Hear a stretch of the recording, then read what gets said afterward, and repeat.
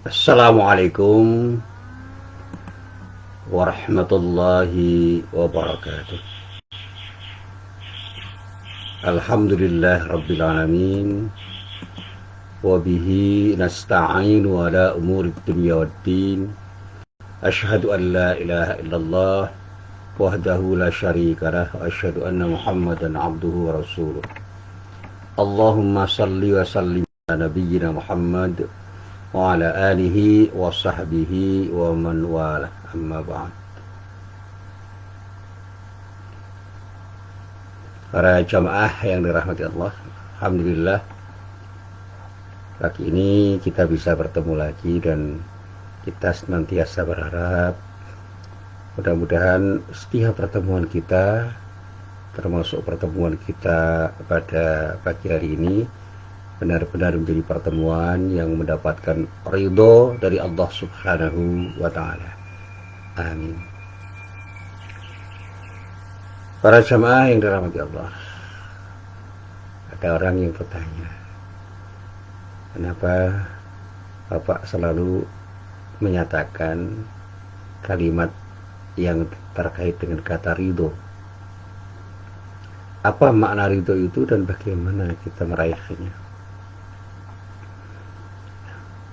Para jamaah yang dirahmati Allah, saya bisa berilustrasi dengan ilustrasi yang sederhana ini. Ketika ada seorang tamu datang ke rumah saya, dan saya mempersilahkan tamu itu masuk ke rumah saya, maka saya dikatakan mengizinkan tamu itu masuk ke rumah saya.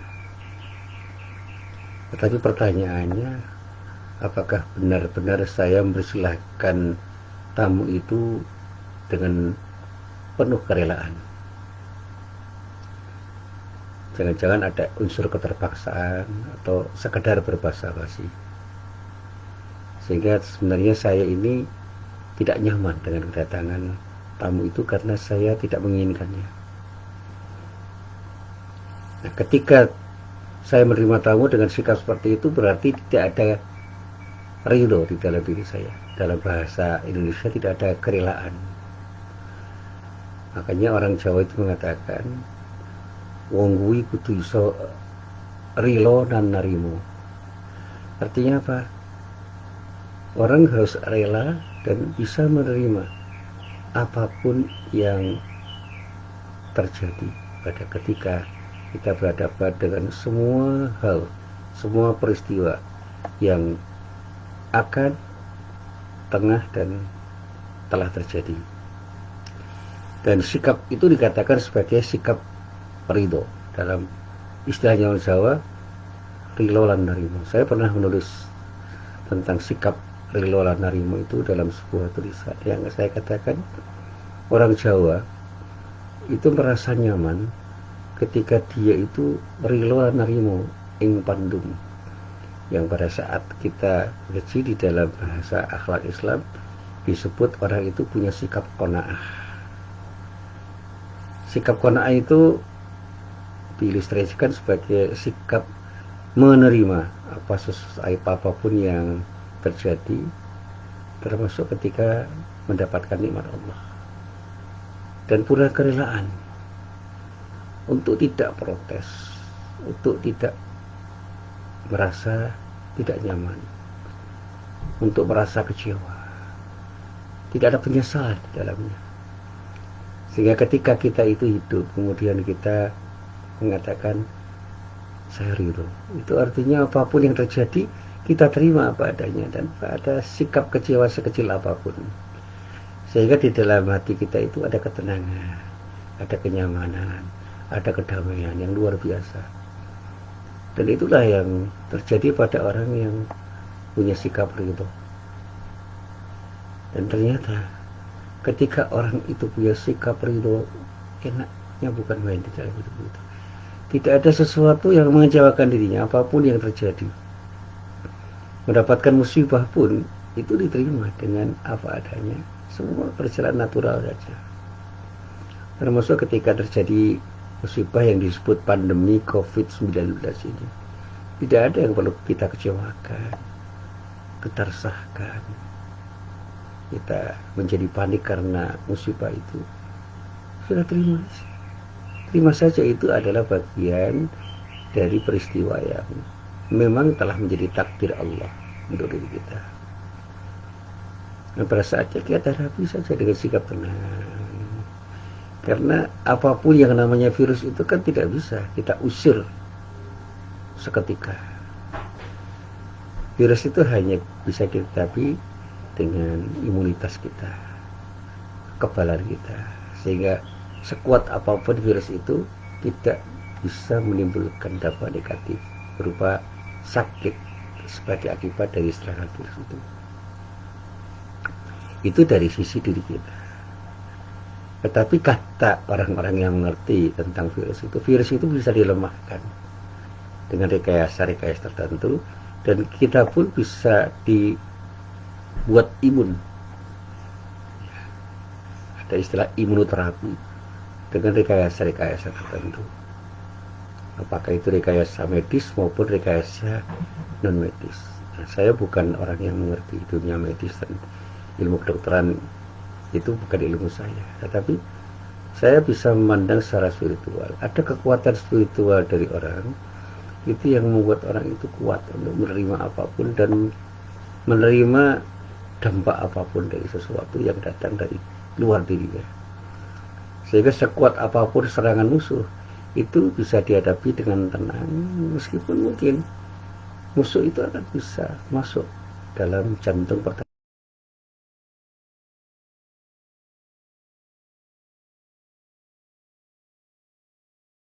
Mereka tidak bisa mencederai kita. Karena apa? Kita punya kekuatan spiritual yang menganggap musuh itu sebagai mitra, sebagai sahabat, dan kita berteman, bersahabat dengan orang, sesuatu, atau benda yang sementara ini dianggap musuh oleh banyak orang. Saya pernah belajar pada seorang paus. Saya tidak pernah jadi paus, saya pernah belajar bagaimana mereka itu bersahabat dengan ular, bagaimana mereka bersahabat dengan binatang buas, karena mereka betul-betul mencintai binatang buas itu, dan akhirnya cinta mereka itu dibalas, direspon dengan cinta oleh binatang buas itu, sehingga ular dan binatang buas yang lain itu seperti tidak pernah ingin menyerang, dan pada saat binatang buas itu marah pun dia sikapi dengan sabar, sehingga binatang buas itu pun tetap saja di dalam kontrol dirinya. Dalam permainan sirkus kan juga begitu, dan ini yang selalu bisa kita saksikan. Saya di masa kecil itu menjadi penggemar film Tarzan. Tarzan itu kan bersahabat dengan para binatang, sehingga binatang itu bisa menjadi sahabatnya dan bisa membantu Tarzan ketika berada dalam bahaya. Teriakan Tarzan, "Au, au, au," itu adalah teriakan yang bisa memanggil binatang-binatang itu. Meskipun cerita itu adalah cerita-cerita fiktif, cerita-cerita yang tidak nyata, tapi semuanya itu menginspirasi. Ketika kita membangun persahabatan dengan siapapun itu akan bersahabat dengan kita. Bersahabat dengan virus itu tidak berarti kita mencari virus untuk kita tempatkan di tubuh kita, tidak begitu. Kita mencoba untuk tidak menjadikan virus itu menyerang dari kita, karena kita tidak menyerang. Dalam bahasa yang sederhana saya katakan, kita tidak perlu bermusuhan dengan virus, karena virus itu makhluk Allah yang tunduk di bawah kekuasaan Allah, seperti diri kita yang juga tunduk di dalam kekuasaan Allah. Mari kita bersama-sama membangun ketundukan kepada Allah dengan cara kita masing-masing, dan itulah bagian dari sunnatullah. Nah, ketika saya menggunakan prokes itu, saya tidak yakin 100% bahwa saya tidak akan terserang virus, tapi upaya manusiawi saya lakukan, karena saya ingin menghindar supaya virus itu tidak menyerang diri saya dengan prokes, dengan protokol kesehatan yang disarankan kepada diri saya. Banyak teman saya yang sudah pakai prokes yang standar itu tak kena serangan virus itu dan sakit sebagai akibat dari serangan virus itu. ada upaya spiritual dengan cara bermohon kepada Allah, dan doa itu menjadi bermakna ketika semua itu kita lakukan dengan kepasrahan yang tinggi yang kita sebut dengan sikap tawakal. Dan itulah sikap ridho kita ketika kita menerima kejadian apapun dari Allah, termasuk kedatangan virus yang dinamai oleh orang dengan nama corona. Serinya bisa 19, bisa 20, bisa 21, terserah manusia menamainya, karena virusnya sendiri juga tidak memperkenalkan dirinya sebagai corona. Itu istilah yang dibuat oleh manusia. Dan kekuatan virus itu juga sifatnya natural sebenarnya, tetapi menjadi lebih kuat ketika ada treatment tertentu dari manusia, dan pada saatnya virus itu menjadi kuat karena treatment itu, baik treatment yang langsung secara objektif kita berikan kepada virus itu, maupun secara subjektif yang membuat kita lemah, sehingga selemah apapun virus itu akan bisa mencederai kita karena kelemahan diri kita. Nah, kelemahan diri itu bisa terjadi karena fisik kita lemah secara natural, atau kita lemahkan, atau bahkan kita secara spiritual itu lemah karena cemas, karena gelisah, karena resah, karena panik, dan sikap itu memperlemah posisi kita, sehingga virus itu dengan mudah akan bisa menyerang kita dan memberikan dampak negatif dari serangan yang mereka lakukan kepada diri kita. Dan itu nalar spiritual saya. Maka saya ketika ditanya takut enggak juga, itu makhluk Allah. Saya bisa bersahabat dengan apapun dan siapapun, dan mereka juga bisa bersahabat dengan apapun dan siapapun biidznillah, dengan izin Allah. Dan kalau Allah ridho, Allah rela menjadikan mereka bersahabat, tidak ada sahabat-sahabat kita itu yang mencederai diri kita, karena mereka berteman untuk tidak mencederai diri kita ketika kita berteman dengan diri mereka. Nah, para jamaah yang dirahmati Allah, dari sinilah saya ingin berbicara tentang bagaimana kita membangun sikap rendah hati kita itu dengan cara yang terbaik, dan kita mulai dengan sikap ridho. Nah, para jamaah yang dirahmati Allah, saya ingin memberi ilustrasi yang sederhana saja dari apa yang saya sampaikan dalam beberapa kesempatan.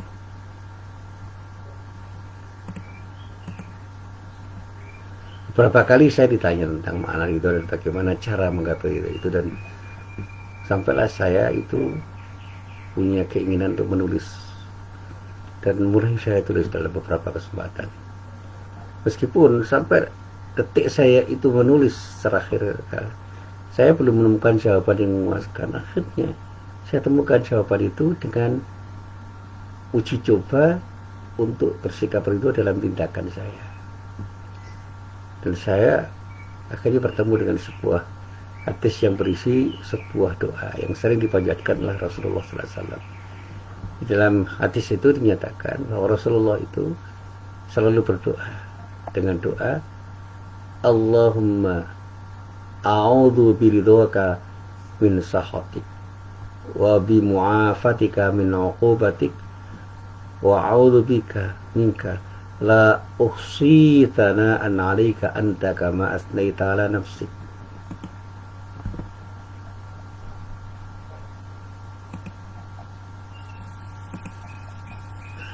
Para jamaah yang dirahmati Allah, nah, doa ini adalah doa yang dipanjatkan oleh Rasulullah, dan saya yakin dengan hakul yakin bahwa Rasulullah berdoa dengan intensitas yang sangat tinggi, sehingga pada saat Rasulullah berdoa itu betul-betul dia yakin dengan apa yang beliau ucapkan itu, dan keyakinan itu yang menumbuhkan kekuatan spiritual yang luar biasa.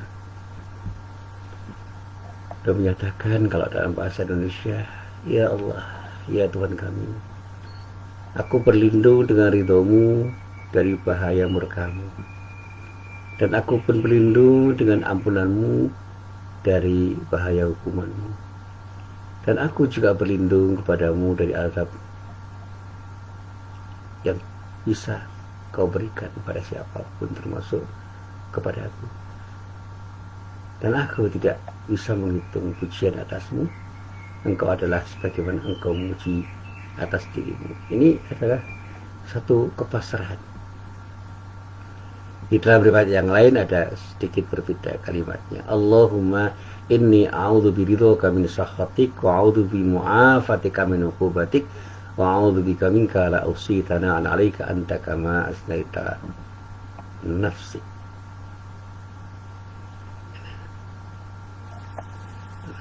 Kama asnaita nafsi, ini kata alanya waktu disembunyikan.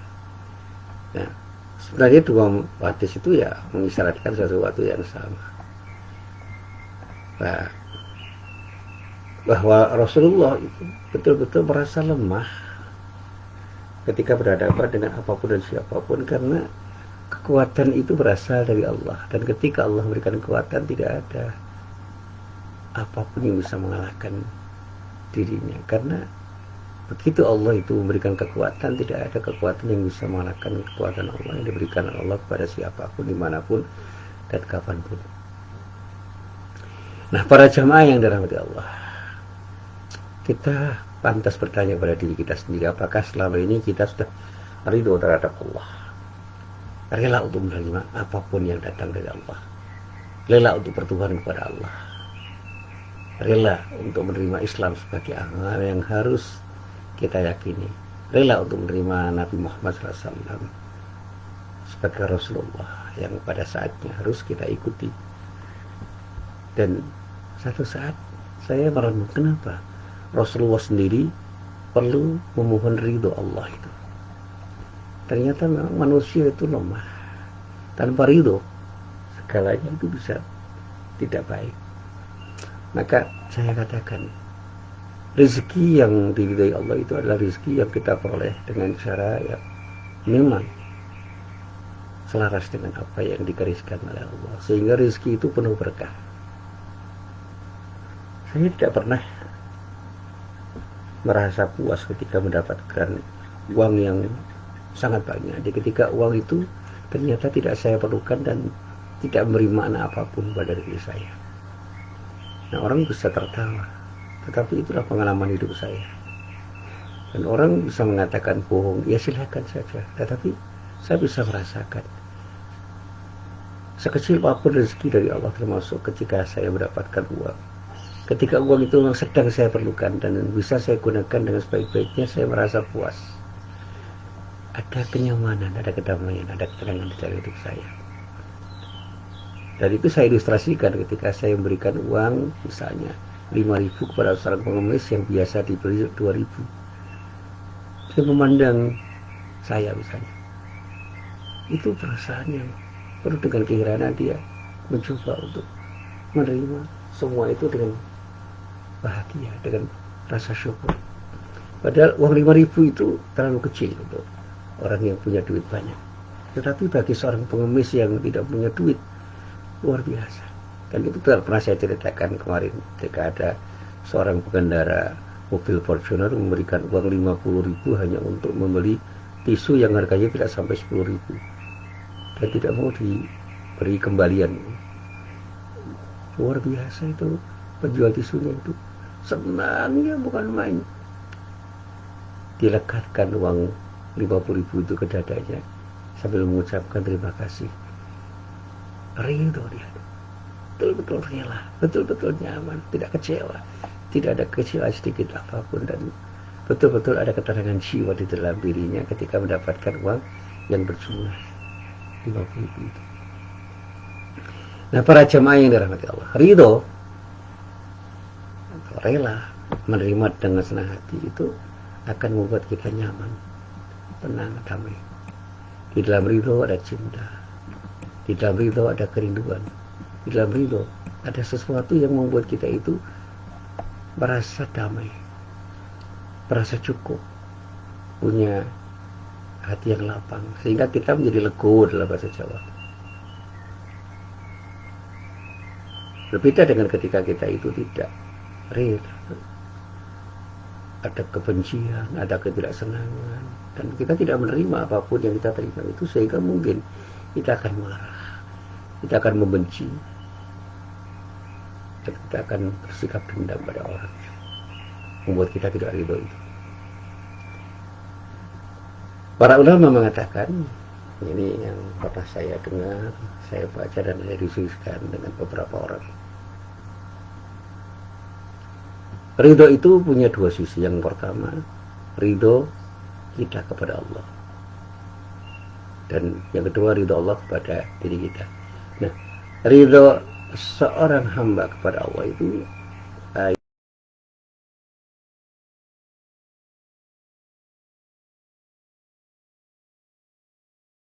qada'illah wa qudrati, ridho terhadap qada dan qadar Allah. Yang kedua, ridho Allah pada hambanya, yaitu berkenan.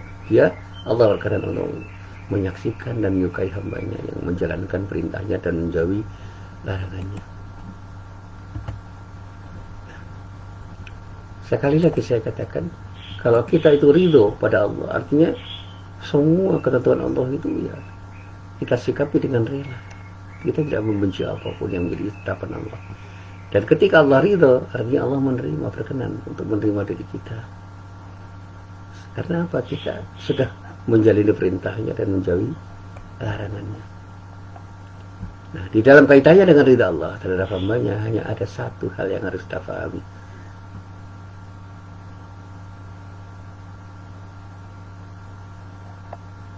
Dan kemudian kita amalkan.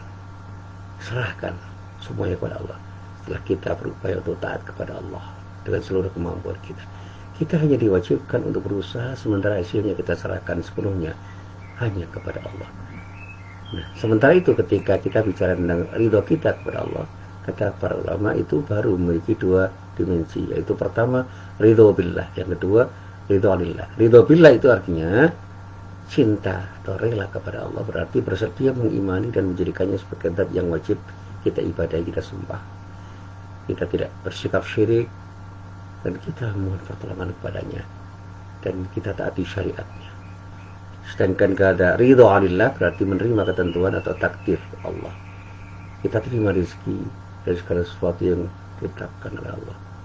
Dan ridho dalam hal ini tidak berarti hamba itu menyerah tanpa upaya, tanpa doa, kemudian bertawakal dengan tanpa usaha dan berdoa. Ini salah. Sebaliknya, seorang hamba yang ridho pada Allah itu diharuskan memahami hukum sebab akibat, berusaha semaksimal mungkin berikhtiar dan berdoa serta bertawakal.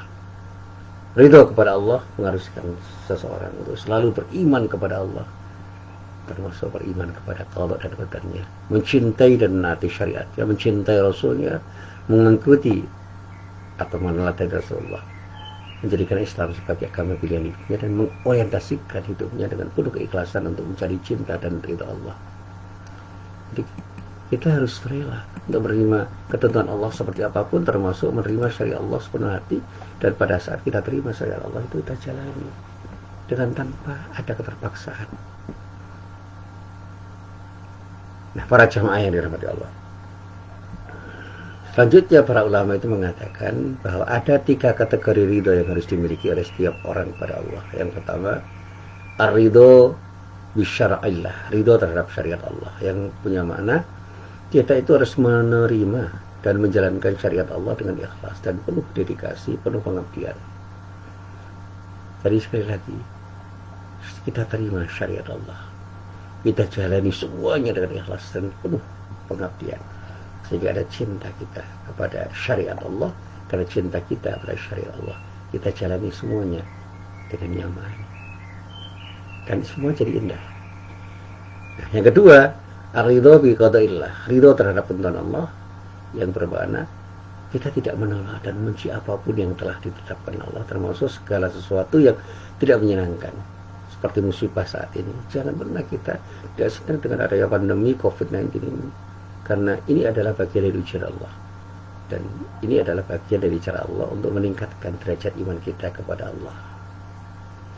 Jadi hadapi saja dengan tenang, tidak perlu resah, tidak perlu gelisah. Dan yang terakhir, ar-ridho birizqillah, ridho terhadap rezeki Allah, berarti kita terima dan kita harus merasa cukup, bersikap qanaah terhadap rezeki yang dianugerahkan oleh Allah pada diri kita, termasuk rezeki dalam bentuk harta. sehingga kita tidak punya sikap rakus, tidak serakah. Sekecil apapun rezeki yang diberikan oleh Allah, kita syukuri. Meskipun mungkin rezeki yang diberikan Allah itu belum mencukupi kebutuhan kita, tapi ini cara Allah mendidik kita agar kita bersabar. Dengan demikian saya katakan, untuk menggapai ridha Allah itu merupakan keharusan bagi setiap orang. Karena Allah menjadikan ridho itu sebagai syiar kehidupan akhirat. Dengan ridho, insya Allah kita akan menjadi orang yang tenang. Dan pada saat kita ridho, Allah akan ridho terhadap apapun yang kita lakukan. Dan pada saat Allah ridho, kita akan diterima dengan cintanya untuk mendapatkan kenikmatan yang tertinggi darinya. Ada satu rangkaian ayat yang di dalam surat Al-Ghasyiyah dinyatakan, A'udzubillahi minasyaitonirrajim, wujuh yawma idin na'imah li sa'yiha radiyah fi jannatin 'aliyah. Pada hari itu banyak pula wajah yang berseri-seri, merasa senang, ridho karena usaha sendiri, mereka berada dalam surga yang tinggi. Ini adalah kenikmatan yang datang dari Allah sebagai akibat dari sikap ridho kita. Kita menjadi orang yang berseri-seri ketika berhadapan dengan Allah. Kita ridho karena usaha kita itu betul-betul dibalas oleh Allah dengan balasan yang terbaik. Dan Allah kemudian memanggil kita dengan panggilan yang indah. Ya ayyatuhan nafsul mutmainnah, irji'i ila rabbiki radiyatan mardiyah, fadkhuli fi ibadi wadkhuli jannati. Ini panggilan Allah yang bisa kita simak di dalam surat Al-Fajr ayat 27 sampai ayat 30. Wahai jiwa yang tenang, kembalilah kepada Tuhanmu dengan hati yang ridho dan didirinya. Masuklah ke dalam jamaah hamba-hambaku, masuklah ke dalam surgaku. Nah, para jamaah yang dirahmati Allah, ada penjelasan lagi dari para ulama yang mengatakan Allah itu menjadikan ridho sebagai salah satu syarat terwujudnya rukun iman. Dan seorang disebut beriman manakala tidak ridho terhadap segala ketentuan Allah. Seseorang tidak akan disebut beriman sebelum dia ridho terhadap ketentuan Allah. Seseorang baru disebut beriman ketika ridho terhadap segala ketentuan Allah. Dan pada saatnya ridho terhadap ketentuan Allah itu menjadikan orang itu menjadi orang yang ikhlas. Ikhlas untuk menerima apapun yang diberikan Allah dan ikhlas di dalam melakukan sesuatu dalam rangka untuk beribadah kepada Allah. Sehingga pada saatnya orang yang ikhlas itu akan menjadi orang yang tenang di dalam hidupnya. Karena apa? Tidak ada beban di dalam dirinya ketika berbuat sesuatu dalam rangka untuk beribadah kepada Allah dalam bentuk yang beragam.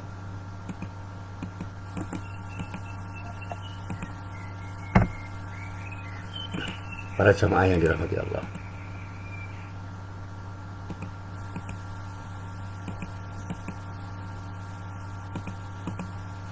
inilah yang selalu saya sampaikan dalam beberapa kesempatan yang betul-betul membuat saya itu merasa nyaman. Ketika kita itu ingin beriman, jadilah orang yang selalu ridho untuk menerima semua kehendak Allah. Jadilah orang yang ikhlas untuk beribadah kepada Allah. Dan selanjutnya, ridho itu akan menjadi obat hati yang bisa menangkal semua penyakit hati. Dan sekaligus bisa membuat hati semakin lapang. Dan kita bisa bersikap qanaah terhadap segala pemberian Allah. Yang terakhir, ridho itu akan menjadi salah satu faktor yang menyebabkan hidup kita itu menjadi tenang, nyaman, dan damai, tenteram, tidak diliputi keresahan dan kegalauan. Kita menjadi orang yang bisa mendekatkan diri kepada Allah dengan nyaman. Kita bisa menghiasi diri kita dengan akhlak mulia, menjauhkan diri dari perbuatan tercela, karena kita benar-benar hanya ingin menjadi yang terdekat dengan Allah. Dan pada saatnya Allah pun akan dekat pada diri kita. Kalau kita menjauh, Allah pun jauh. Kalau kita mendekat, Allah pun dekat. Ini yang juga pernah saya renungkan ketika saya mendengarkan lagu dari Bimbo. Ketika kita jauh, Allah menjauh. Ketika kita dekat, Allah pun mendekat. Dan pada saat itulah kita mengatakan kepada diri kita betapa nyamannya ketika kita berdekatan dengan Allah. Dan jangan pernah kita menjauh dari Allah. Ya para jamaah yang dirahmati Allah, salah satu cara untuk mendapatkan ridho Allah juga mendapatkan ridho orang tua. Ridho Allah fi ridhal walidain wa sakhatullah fi sakhatil walidain. Ridho Allah itu bergantung pada ridho kedua orang tua kita, dan kemurkaan Allah itu pun juga bergantung pada kemurkaan kedua orang tua kita. Jangan pernah membuat orang tua kita tidak ridho pada diri kita. Jadikan diri kita sebagai orang yang selalu menjadikan orang tua kita ridho terhadap diri kita, sehingga Allah ridho. Karena doa kedua orang tua itu akan menjadi sesuatu yang akan mengantarkan kita untuk mendapatkan ridho Allah Subhanahu wa Ta'ala untuk diri kita. Nah, para jamaah yang dirahmati Allah, saatnya kini bagi diri kita untuk memantapkan usaha kita untuk menggapai, mencapai, mendapatkan ridha Allah. Kita selalu berdoa kepada Allah. Rabbi auzi'ni an ashkura ni'matikal an'amta alayya. Rabbi auzi'ni an ashkura ni'matikal an'amta alayya. Dan ini selalu saya sampaikan, ya Allah, anugerahkan aku ilham untuk tetap bersyukur nikmat-Mu. Rabbi auzi'ni an ashkura ni'mataka allati an'amta 'alayya wa 'ala walidayya wa 'ala salihan tardah wasilni rahmatika fi ibadikas salihin. Dan ini yang selalu saya coba saya renungkan ketika saya membaca surat An-Naml ayat 19. Kenapa harus saya ucapkan seperti ini? Ternyata inilah yang membuat kita nyaman, tenang dan damai. Rabbi auzi'ni an ashkura ni'mataka allati an'amta 'alayya wa 'ala walidayya wal amal salihan tarallah wa adkhilni bi rahmatika fi ibadikas salihin. Ya Allah, ya Tuhanku, anugerahkan kepadaku ilham untuk tetap bersyukuri nikmat-Mu yang telah Kau berikan kepada aku dan kepada kedua orang tua aku, dan aku berharap agar aku bisa mengerjakan kebajikan yang Engkau ridhoi, dan masukkanlah aku dengan rahmat-Mu ke dalam golongan hamba-hamba-Mu yang saleh. Inilah apa yang bisa saya sampaikan. Mari kita gapai ridha Allah dengan ridha kita kepada Allah, ridho kita terhadap firman Allah, ridho kita terhadap syariat Allah, dan jangan pernah kita memanjamu yang saleh. Inilah apa yang bisa saya sampaikan. Mari kita gapai ridho Allah dengan ridho kita kepada Allah, ridho kita terhadap firman Allah, ridho kita terhadap syariat Allah, dan jangan pernah kita memancing Allah untuk tidak ridho dengan sikap yang mengindikasikan bahwa kita tidak ridho terhadap takdir dan syariat Allah. Inilah apa yang bisa saya sampaikan. Assalamualaikum warahmatullahi wabarakatuh.